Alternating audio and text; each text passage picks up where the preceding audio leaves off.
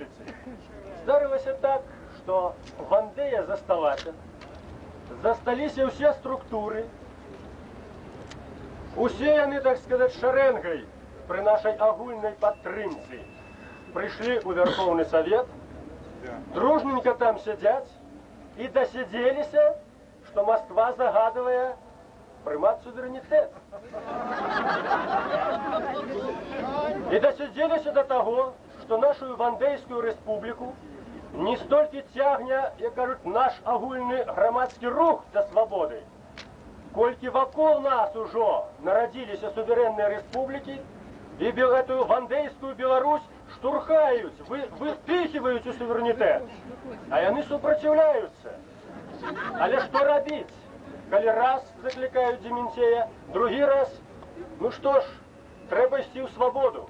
І вот мы бачылі учора і сёння, як яны ў гэтую свабоду ішлі. Дзякуй Богу, што яны хоць навучыліся выгаварываць слова суверэнітэт. Будут нам, конечно, вешать лапшу на уши, говорить, что приняли эпохальный документ, тут уже святковать будем и так далее. Все это глупство, успомните мои слова. Все это глупство. Але, чтоб там не было, это з їхнього погляду. А ўсё ж таки, документ прыняты Верховным Советом. Там шмат ёсць пазітыўнага.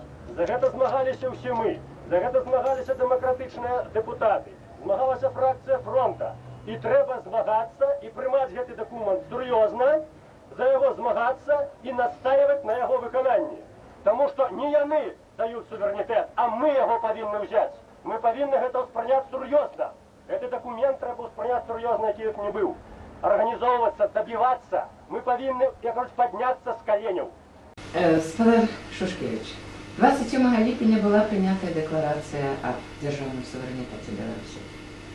Ваша ацэнка – гэта гістарычная ці тымчасовая акцыя? Ну, про гістарычнасць падзеі можна гаварыць толькі праз некаторы час. І я, дарэчы, лічу, што тыя дэпутаты, якія паспяшаліся аб'явіць гэты дзень днём незалежнасці, ну, яны паспяшаліся, хоць такое рашэнне было прынята. Але это пакуль што, прабачце, паперка.